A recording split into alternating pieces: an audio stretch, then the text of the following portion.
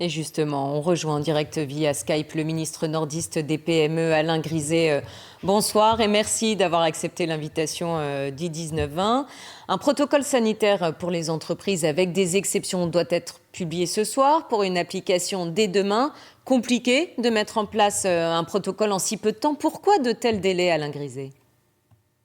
Non, mais il y a eu ce matin une réunion entre la ministre du Travail et les partenaires sociaux, au cours de laquelle des certain nombre de décisions ont été mises en œuvre. Bon, naturellement, il y aura peut-être quelques jours pour mettre tout ça bien en place, mais l'idée, c'est d'accompagner les entreprises, permettre aux salariés d'avoir des lieux sécurisés en termes de santé, mais aussi de permettre à l'activité économique de se développer. Le Nord et le Pas-de-Calais sont pour le moment classés en vert sur le front de la pandémie.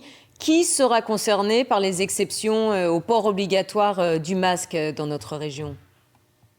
Non, tout d'abord, féliciter les habitants de cette région parce que, en gros, si nous sommes en vert pour l'instant, c'est parce qu'il y a eu des efforts de fait, en particulier sur le port du masque, distanciation, et je ne peux qu'inviter chacun, chacune à continuer à comprendre que nous avons tous une responsabilité dans le fait de pouvoir réussir ce passage difficile.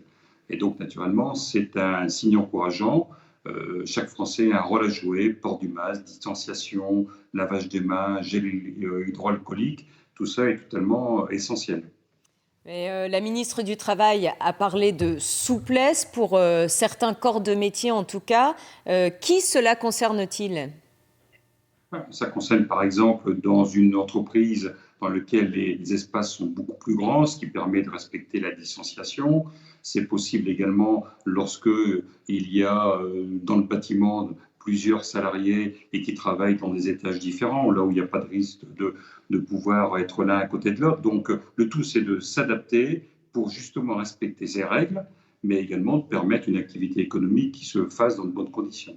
Et alors, qui contrôlera? Et y aura-t-il des sanctions pour les salariés ou les chefs d'entreprise si les obligations ne sont pas respectées? Et moi, je compte d'abord avant tout sur la responsabilité de chacun, sur la conscience que chacun a de son rôle. Naturellement, s'il y a des abus, il y aura comme d'habitude d'abord des contrôles, des avertissements, et je suis plutôt sur le conseil, sur l'approche positive que sur le contrôle et les sanctions dans une situation dans laquelle aujourd'hui on a plutôt intérêt à essayer de positiver.